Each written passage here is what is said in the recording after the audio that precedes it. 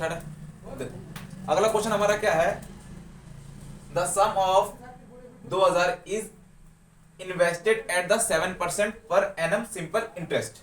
Calculate the interest at the end of first year, second year, third year. Do this interest form an AP? If so, find the interest at the end of 27 year. ये जो question है बहुत सारे बच्चों को गलत होते हुए देखे हैं, टेस्ट भी लिए थे उस स्कूल में, उसमें बच्चों का गलत था।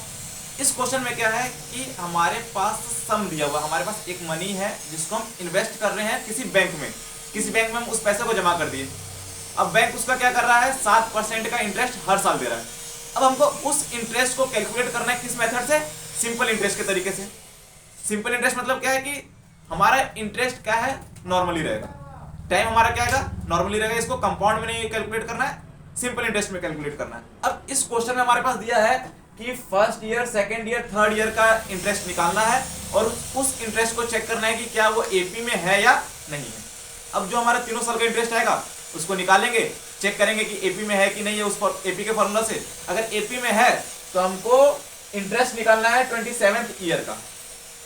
ठीक है, बनाते हैं इसको। क्वेश्चन में सबसे पहले देखो क्या है, लिखेंगे फॉर फर्स्ट ईयर, पहले साल का हम इंटरेस्ट कैलकुलेट करेंगे। पहले साल के इंटरेस्ट के लिए हमारा प्रिंसिपल कितना हो जाएगा, 2000, टाइम कितना हो जाएगा, 1 साल, रेट कितना हो जाएगा हमारा 7%। यही होगा। कैलकुलेट किससे करना है, सिंपल इंटरेस्ट। तो इसको ध्यान में रखेंगे, सिंपल इंटरेस्ट का फॉर्मूला क्या होता है, एसआई का होता है formula, P into R into T by में 100। अब इसका वैल्यू पुट करते हैं, 2000 गुने 7 गुने 1 बट्टे में 100, 2 जीरो से 2 जीरो हो गया 140। अब ये नहीं पूछना कि 140 कैसे आया। अब देखो ये हमारा फर्स्ट ईयर का इंटरेस्ट कितना आ गया, 140। अब लिखेंगे for second year, second year का हम निकालेंगे। P हो जाएगा हमारा सेम 2000, टाइम हमारा हो जाएगा 2 साल, और रेट ऑफ इंटरेस्ट जो हमारा R है वो हमारा क्या रहेगा, एज इट इज सेम रहेगा। कैलकुलेट करना है सिंपल इंटरेस्ट, तो एसआई का फॉर्मूला फिर से लगेगा, P into R into T by में 100। P कितना है हमारा 2000 इंटू 2 इंटू 7 बाई में 100। 2 जीरो से 2 जीरो कट गया, 20 गुने 2 गुने 7, ये हो गया हमारा कितना आ गया इसमें, 20 गुने 2 40, 40 गुने 7 280। सेकेंड ईयर का इंटरेस्ट कितना आया हमारा 280। अब निकालेंगे फॉर थर्ड ईयर, क्या हो जाएगा, P हमारा हो जाएगा सेम 2000, T हमारा हो जाएगा 3 साल, R तो हमको पता ही है 7% है। कैलकुलेट करते हैं, सिंपल इंटरेस्ट हमारा हो जाएगा P into R into T by में 100। 2000 गुने में 3 गुने में 7 बट्टे में 100, 2 जीरो से 2 जीरो कट गया, 20 गुने 3 गुने 7 कितना हो गया, 60 गुने 7 7 7 42 240, कितना हो गया 240।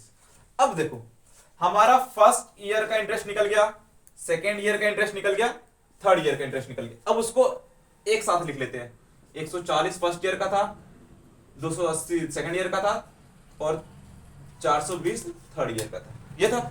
अब एपी में हमको प्रूफ करना है कि एपी है कि नहीं, तो उसके लिए ये हमारा A1 हो जाएगा, ये A2 हो जाएगा, ये A3 हो जाएगा। ये क्या हो गया हमारा A1 A2 A3। चेक करना है कि ये जो इंटरेस्ट है वो एपी में है कि नहीं है, तो इसके लिए एपी का फॉर्मूला लेंगे। एपी का फॉर्मूला क्या होता है, A2 माइनस A1 बराबर A3 माइनस A2।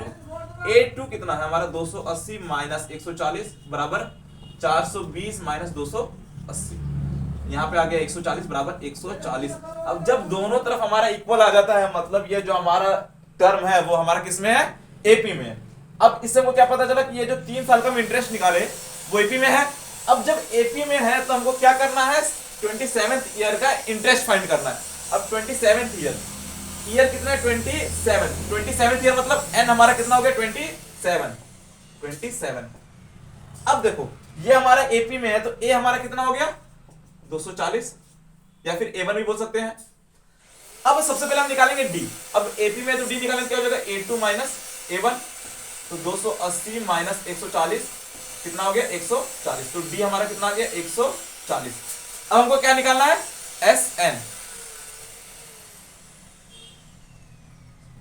सॉरी हमको एस एन हमको निकालना है ए एन, ए एन निकालना हमको, क्या निकालना ए एन मतलब 27th ईयर में इंटरेस्ट कितना होगा, तो ए एन निकालना है, ए एन क्या होता है फॉर्मूला इसका, A plus N minus one into D, A N के जगह हम लिख देंगे ए 27 क्योंकि 27th ईयर का निकालना है हमको। अब देखो ए कितना हमारा 140 प्लस एन हमारा है 27 माइनस वन बराबर 140 डी। अब देखो 140 प्लस में 26 गुने 140 ये हो गया। अब इसको मल्टीप्लाई करेंगे कितना आएगा, तो मल्टीप्लाई कर लेते इधर साइड में 140 और 26 जीरो 6 चौक 24 का 4 6 और 2 8 गुने 0 4 दूनी 8 और 2 कितना आ गया 0 4 6 3 कितना आ गया 140 का 140 इन दोनों मल्टीप्लाई किए तो 36 40 कितना हो गया।